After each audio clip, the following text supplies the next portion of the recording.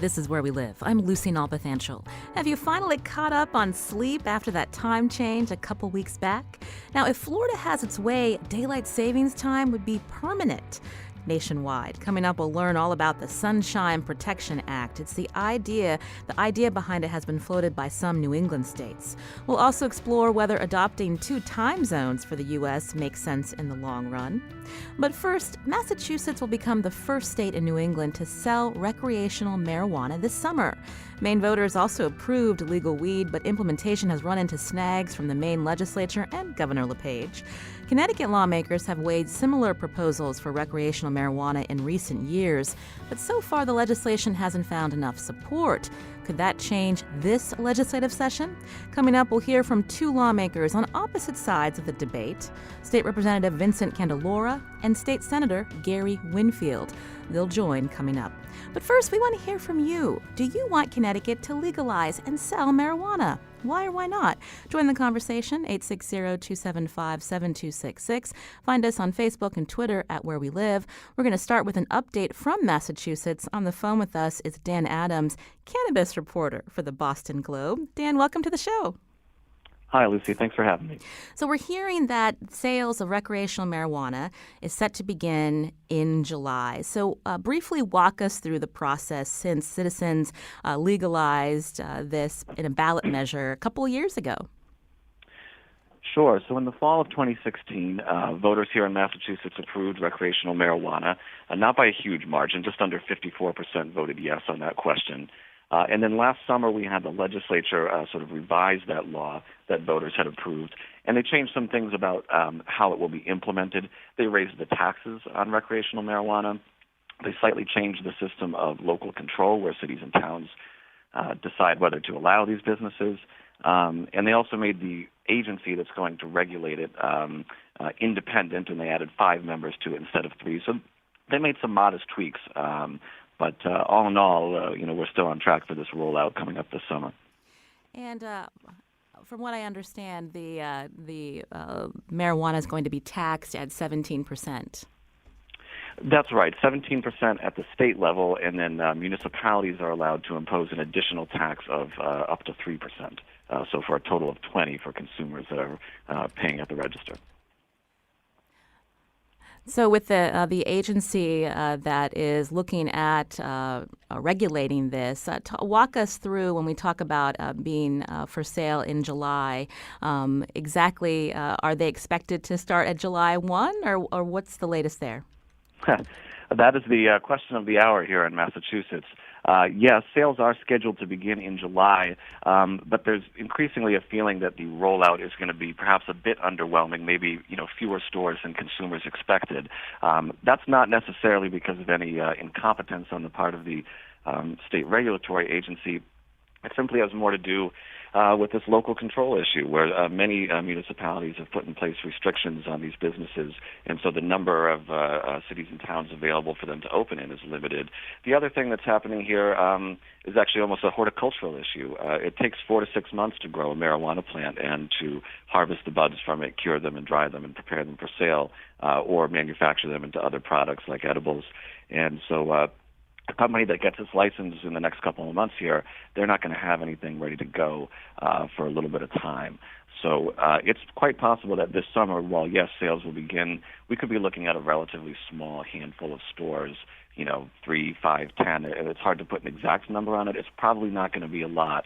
The stores that open most likely are going to be existing medical dispensaries that win a recreational license and get permission to sell to adults 21 and older as well.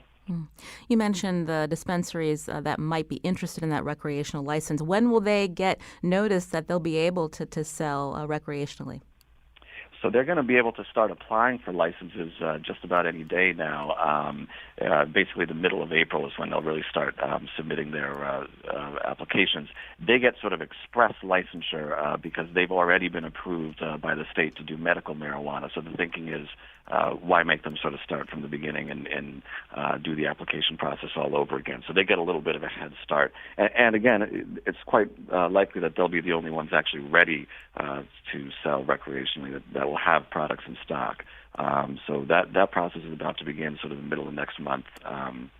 And then we can look forward to those stores, a few of them opening in July, likely. Now, if we know a majority of voters wanted recreational marijuana in Massachusetts, why are so many towns putting up these moratoriums, these bans? That's a good question. It's actually a lot of different reasons. One is frankly just old-fashioned opposition to it. And, I think that town officials tend to be a little older, a little more conservative, and just frankly a little bit more squeamish about marijuana than the overall voting public. The other thing here is there's a difference between voting for legalization in the abstract, perhaps, and then saying, I'm okay with having one of these shops on my block or in my town. It becomes maybe a different conversation when you're talking about it in such concrete terms. But, a lot of the municipalities that have put in place restrictions up here, they've really done so just to buy themselves some time to do zoning, to decide which area of the town they think would be appropriate for these kinds of facilities to locate in. And those conversations are sort of beginning in earnest now that the state has finalized its regulations. So I think we'll see a lot of towns start to lift those restrictions now that they have certainty about how the rules work. When we look at a map of Massachusetts, can you give us an idea of the towns and areas where they're not as keen on this idea of allowing these pot shops to open? Is it pretty much scattered? Yeah, it's hard to say that there's some very clear pattern to them. I think in general they tend to be more suburban and rural towns, whereas the urban areas, Boston doesn't have a ban or a moratorium. But it's really all kinds of towns. And look, some of these towns, frankly, are so small that it's unlikely a retail pot shop would want to open in them anyway. They may have a population of 1,200 people or something like that. That's not a big market. But some of these more remote areas would be great for a cultivation facility. You might have cheap real estate out there, or we've also had some of those sort of former mill towns in Massachusetts, places like Holyoke have. The mayor of Holyoke has rolled out the red carpet and says, I've got all these empty big brick warehouses, down by the river here that used to be manufacturing facilities. They've been dormant for decades in some cases, and he says, let's get some pot growers in here. This would be great for us. We'd love the tax revenue. And so you've seen some communities really embrace this. On the phone with me is Dan Adams. He's cannabis reporter for the Boston Globe as we talk about the state of Massachusetts gearing up for the sale of recreational marijuana at some point this summer. It's expected to start at July 1st, as we're hearing from Dan Adams. That may not be right on track for July 1st, depending on how the agency moves forward with these recreational licenses, and also hearing about select Massachusetts towns and municipalities that they're either putting up bans or setting up moratoriums until they have time to figure out how they want to regulate it locally. You can join the conversation, 860-275-7266. Now, Dan, the way the Massachusetts law has been framed, this is not going to exclude out-of-state residents from coming up into the Bay State to buy recreational marijuana. Just curious in terms of what they're expecting from neighboring states, including Connecticut. Sure. Well, look, if you talk to folks in the marijuana industry, they're very excited about the fact that Massachusetts is the first state east of the Mississippi to implement a regulated recreational marijuana market. And absolutely, as the industry is sort of doing its projections, they're expecting so-called canna-tourists. They're expecting people from all over the Northeast who are curious about this to come try it out. The question, though, is whether those folks will be sort of buying marijuana, bringing it back home and using it there, or if you have people coming from further away and staying in hotels here, we're having a debate right now about where those folks will be able to use marijuana. Even though it's a legal product, you can't consume it on the sidewalk. That could get you a $100 ticket, and you can't consume it, in spaces where, a hotel where they probably don't allow smoking inside. And so we're having this conversation right now about whether the state should license these so-called social consumption facilities, which would almost be sort of like a marijuana bar or a lounge where folks could get together and use the drug, with their friends, with their fellow travelers. And so that's a big topic of conversation right now. Does that worry some residents, this idea that people would be able to buy and then consume at a certain location? I know in the past here in Connecticut, and we'll be talking with some Connecticut lawmakers coming up, the issue of people who are driving while stoned. Is that an issue of people that are bringing up in Massachusetts? It's absolutely a topic of conversation here, and it's something that the state is about to sort of embark on a more detailed study of. I'd say two things on that. One, it is true that there is no breathalyzer equivalent for marijuana. There's no simple roadside test that can very easily determine whether someone is under the influence of marijuana the same way that you can with alcohol. That said, when you look at the science in general, of course it's never good to drive under the influence, but people who are under the influence of marijuana don't tend to be quite as bad drivers as people who are drunk. That's one thing.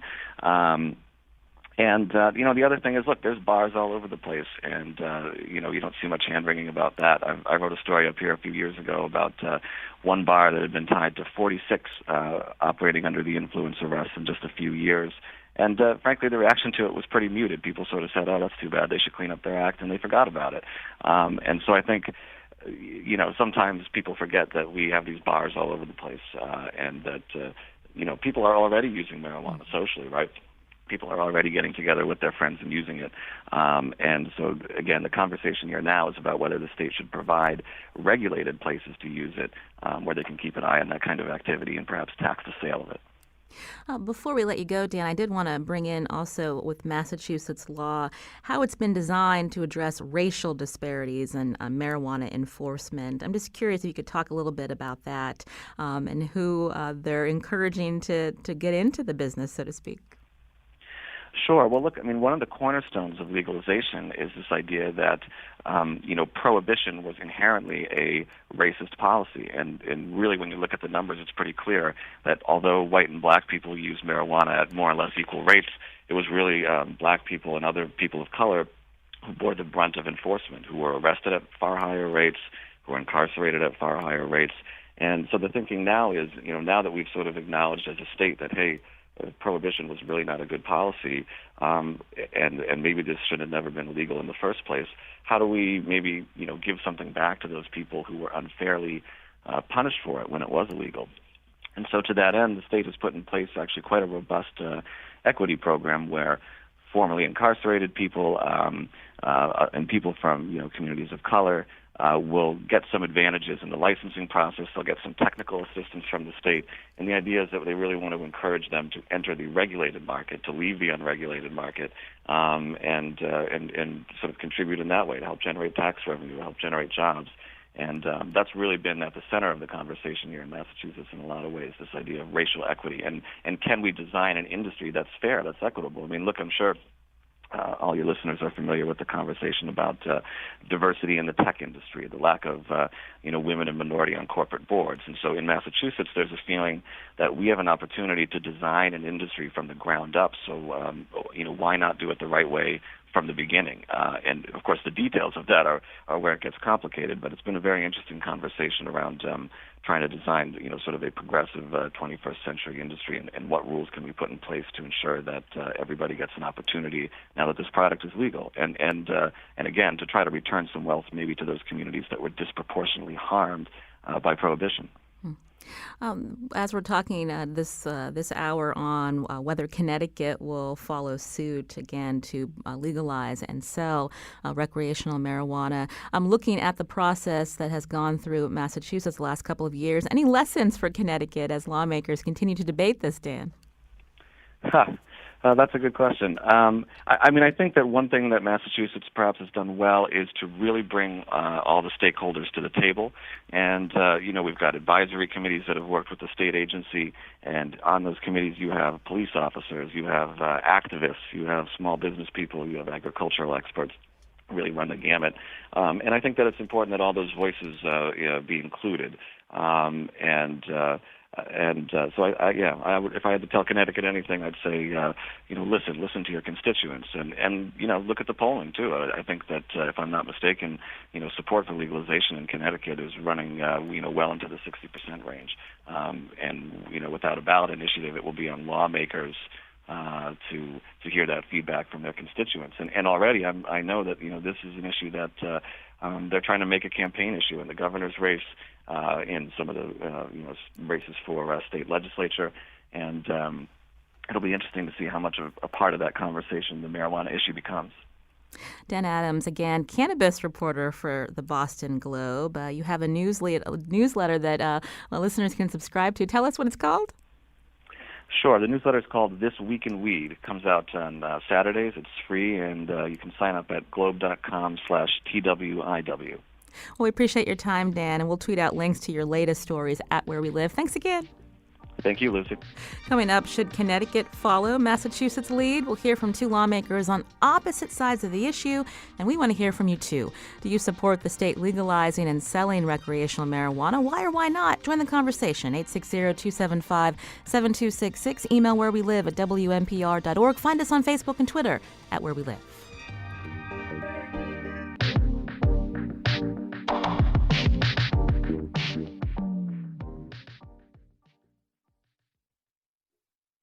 This is Where We Live. I'm Lucy Nalpathanchel. We just heard from Boston Globe reporter Dan Adams about Massachusetts being on track to sell marijuana legally this summer. Here in Connecticut, there are several bills before the General Assembly to legalize weed. One proposal died last week before the General Law Committee. Now, the issue of legalization has failed over the last 2 years. Will this legislative session be the one to see approval? What concerns as a Connecticut resident do you have with this proposal? Do you support Connecticut legalizing and approving the sale of recreational marijuana? Join the conversation, 860-275-7266. Find us on Facebook and Twitter at Where We Live. I wanted to speak to two lawmakers on different sides of this issue. I want to welcome on the show right now State Senator Gary Winfield, a Democrat representing New Haven. Senator Winfield, welcome to the show. Thank you. Also, on the other line with us is State Representative Vincent Candelora from North Branford, a Republican. And I should say that Senator Winfield is the vice chair of the Judiciary Committee, also a member of the Appropriations Committee. Representative Candelora, a member of the Judiciary, General Law, and Finance Committees. Representative Candelora, welcome to the show. Thanks for having me. I'll start with Senator Winfield. I understand that you're a supporter of legalization here in Connecticut. Walk us through why there are separate bills, and I believe in 4 different committees this session. Yeah, there are separate bills. There are bills in 4 different committees. It's actually a little difficult to keep up with, but I think part of the thinking there is there's a real effort to move this issue forward. We're in a short session. If you had a bill in one committee, it would come out and people would try to push it to another committee because those committees have some level of cognizance over the bill.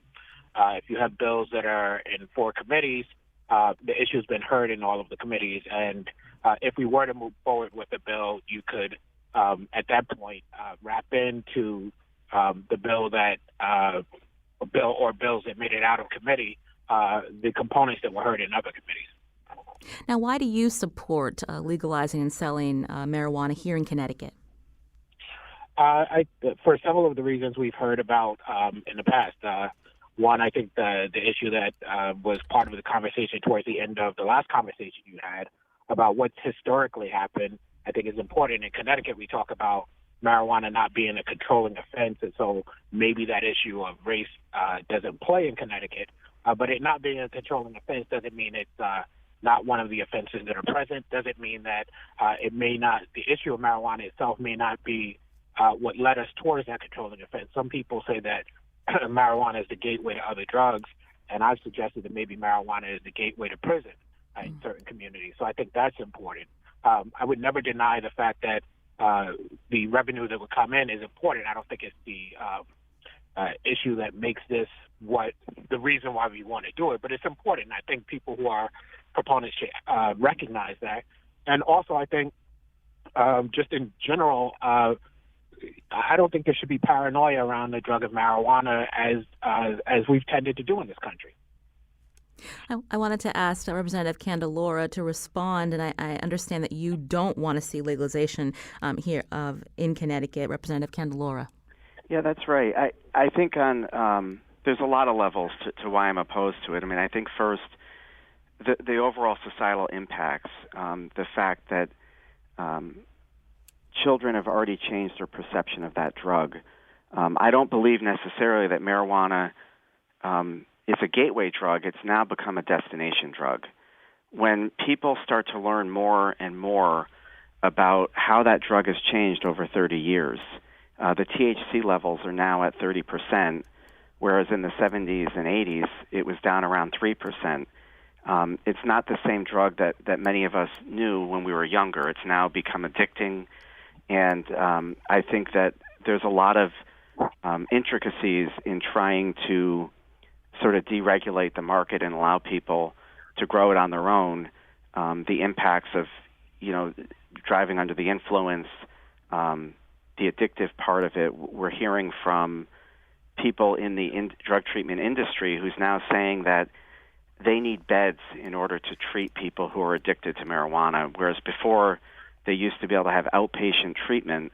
They're requiring people to have beds. And given where we are with the opioid crisis and even alcoholism, there isn't enough beds to treat those individuals. And I think it will only compound Connecticut's problem if we do legalize it.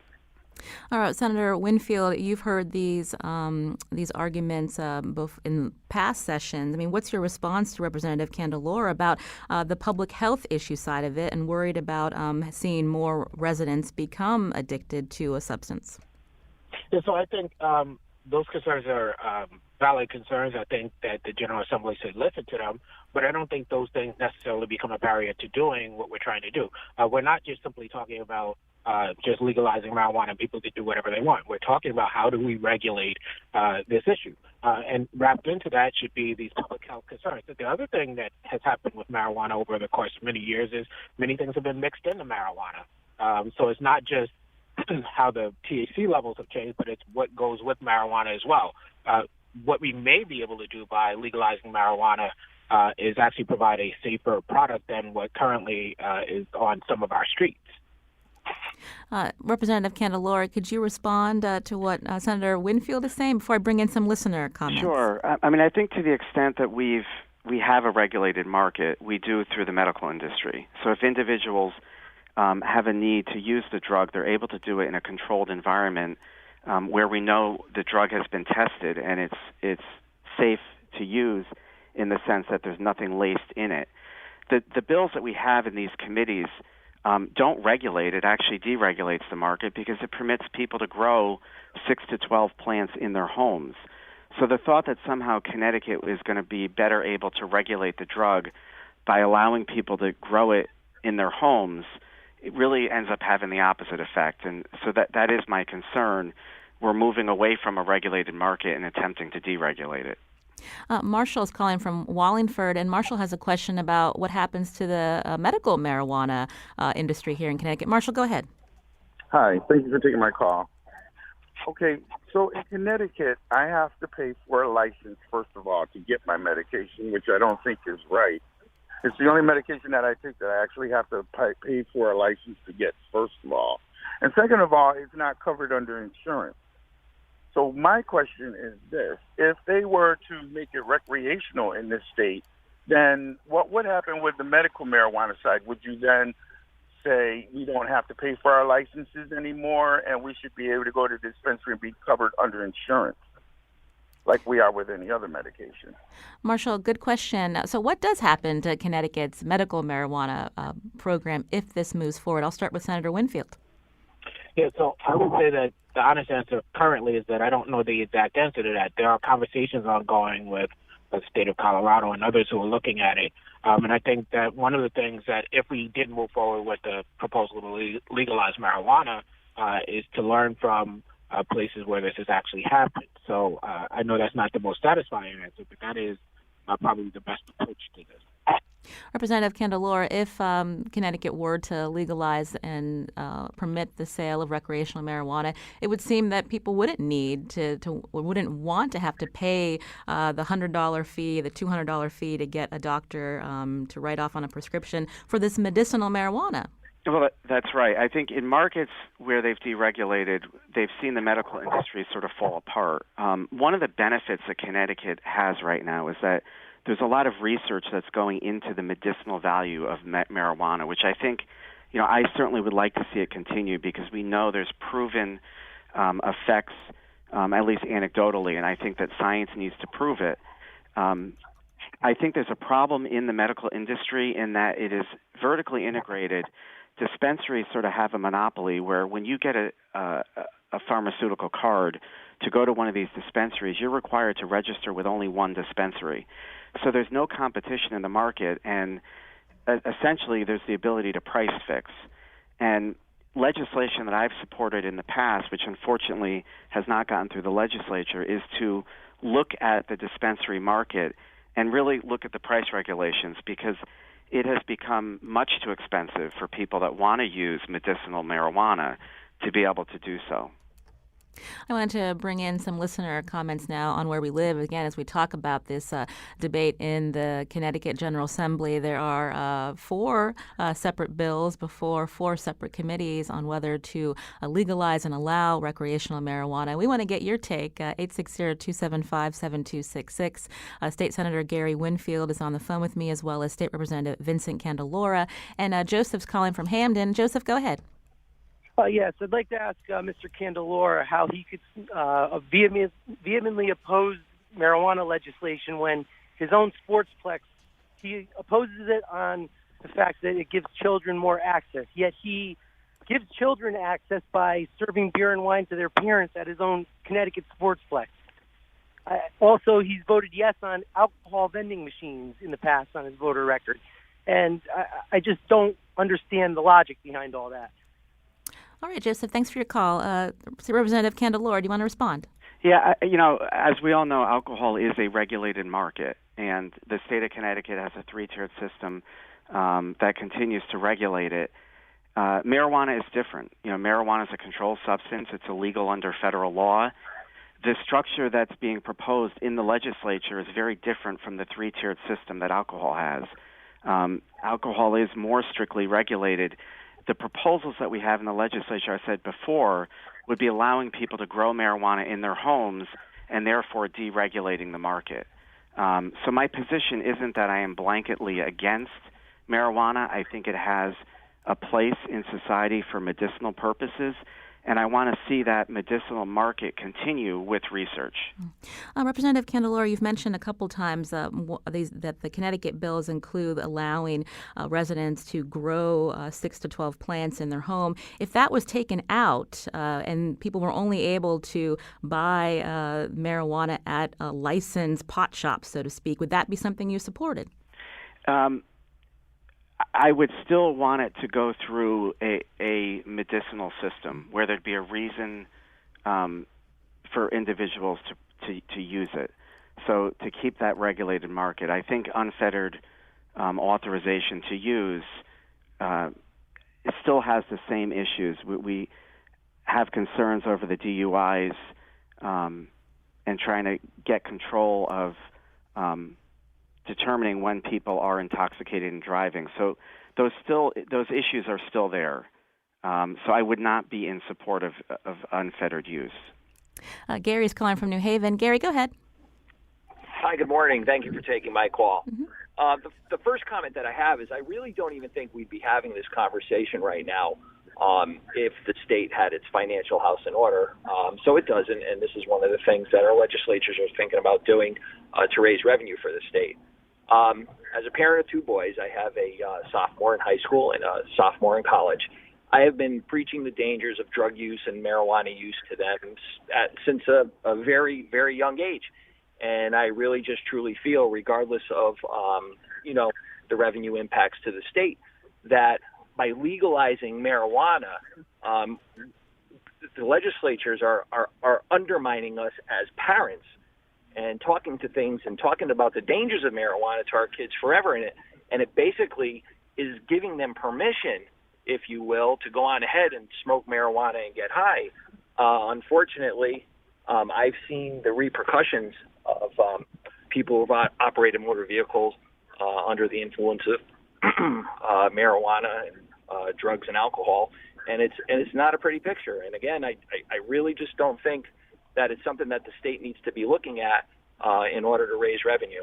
Because again, if we didn't have to raise the revenue, I don't think we'd even be talking about this. Gary, thanks for your call. I'll let Senator Winfield respond. Senator Winfield, we know that young people, whether marijuana is legal or not, they'll find a way to get it if they want to smoke it. That's true. Young people smoke marijuana currently. Many of the people who have testified, have talked about their experience as young people smoking marijuana. It's not legal currently. The bills that are in front of the General Assembly don't just legalize marijuana. We're looking at the age of 21. Cigarettes, similarly, aren't legal for our young people, but they smoke cigarettes, they drink alcohol. It doesn't mean that we're sending a signal that this is what young people should be doing. We're looking to figure out how we approach the issue of marijuana. Similarly, I also want to touch on the issue of what the bills do and what the bills could be doing. What we are currently doing is hearing proposals and hearing from the public and experts about how we could best implement a system. If we wanted to talk about regulation, that could be part of the conversation. Because a bill starts off in one fashion, often most people who know what happens in the General Assembly know that what comes out of the General Assembly is not what we started with.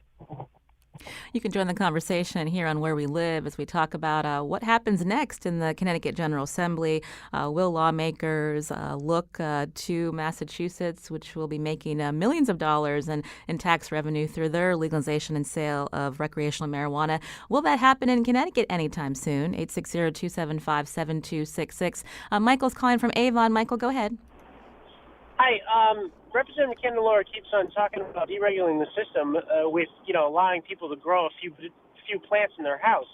But yet, I could make a gallon of beer, or I forget what the regulation is, but I can make several gallons of beer or wine in my own house, and the alcohol industry is doing great.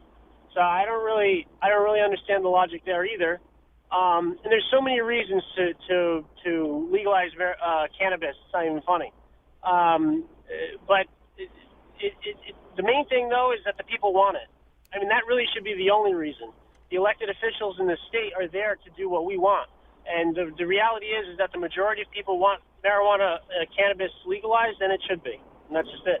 Thank you, Michael, for your call. You're referencing a Sacred Heart opinion poll last year. 71% of people in Connecticut support legalizing and taxing marijuana. Representative Candelora, did you want to respond to what Michael's saying? Yeah, I guess I've been very public on my position and my opposition to marijuana, and in my district we've done a lot of efforts of putting on forums and debating the issue. And I have to say that generally the public has been understanding in my district of the position that I've taken. And I think there's been really good dialogue, and I frankly think as people learn more and more about the issue and we see the impacts in Colorado, there is some pause. In California, when they had legalized marijuana statewide, it became such a problem that the towns started trying to regulate it on a local level to try to get the genie back in the bottle. So I think the more and more debate that we have on this issue and discussion, Connecticut will ultimately get it right, whether we legalize it or not. Senator Winfield, is this the third year now that this issue has been before lawmakers? And I guess what will be the tipping point? We know that Massachusetts is on its way in July, and even if we don't want to say it's about the revenue, we are a state that's dealing with some major financial issues that aren't going away anytime soon. I'm not sure exactly what the tipping point will be. I think Massachusetts and what happens with Massachusetts may have an impact on Connecticut. It's not very difficult for people across state lines.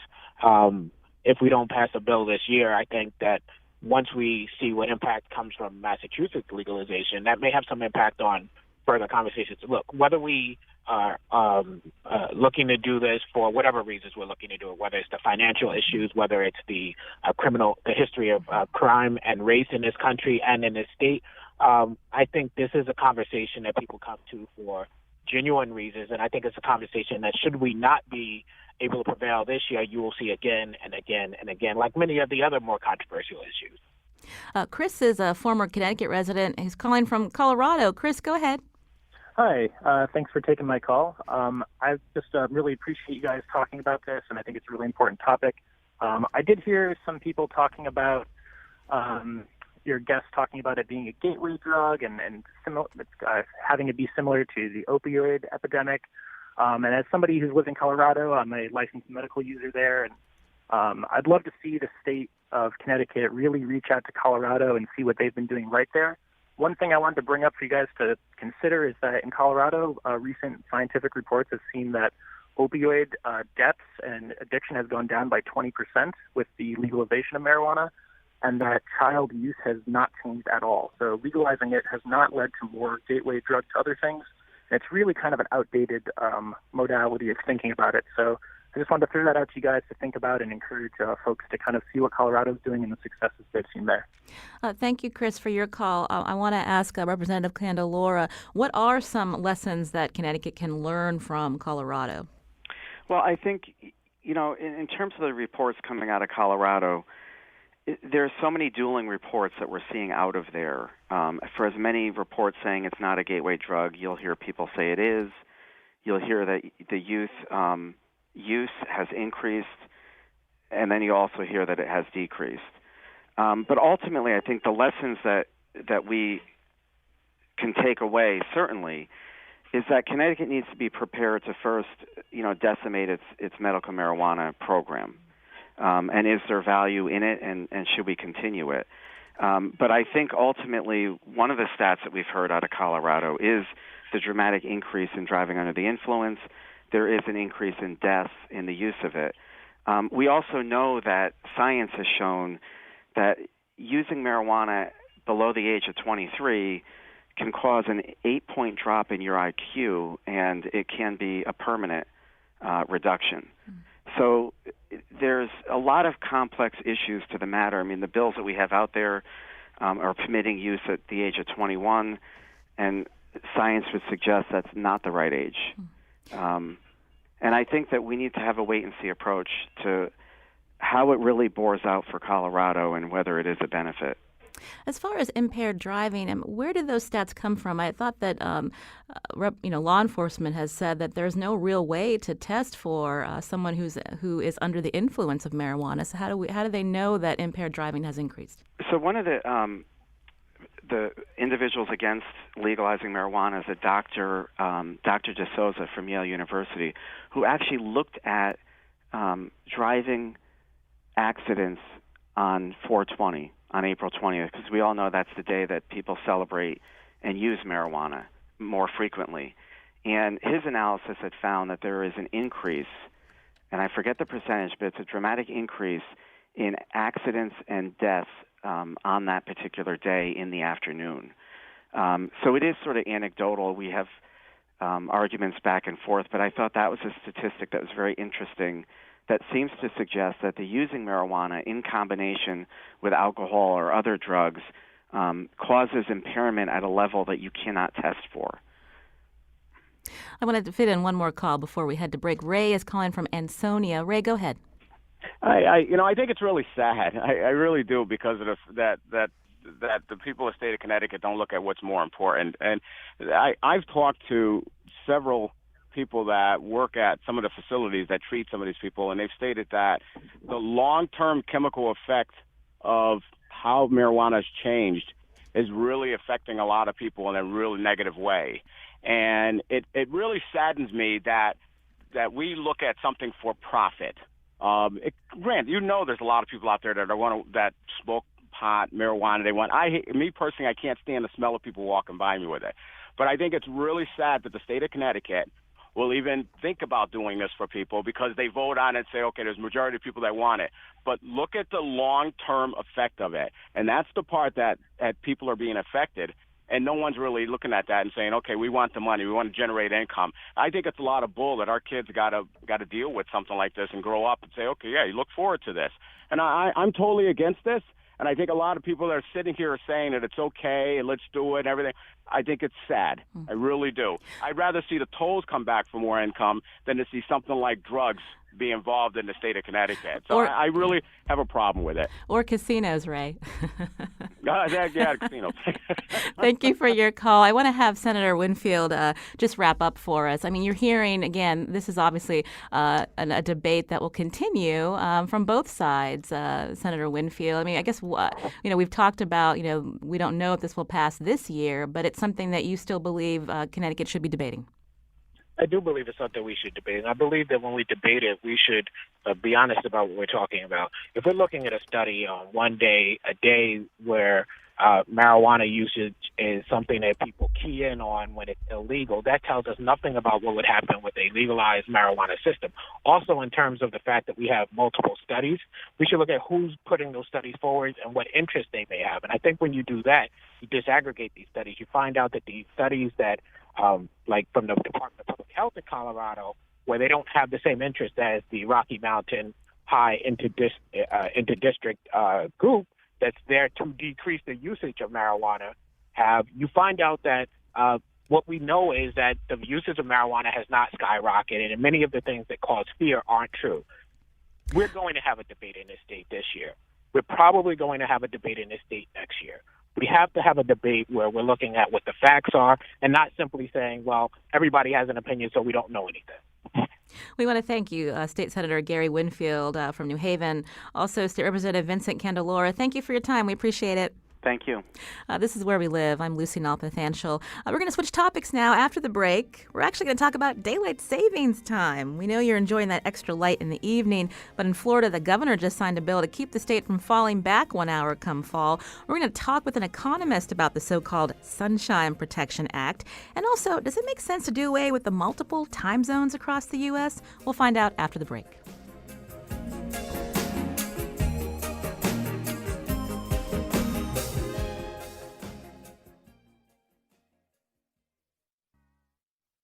This is Where We Live. I'm Lucy Nalpathanchel. Have you finally caught up with that time change a couple weeks back? Florida wants to make daylight savings time year-round. To explain, joining us from Quartz' New York City studio is Allison Schrager, an economist and columnist for the Quartz. Allison, welcome to the show.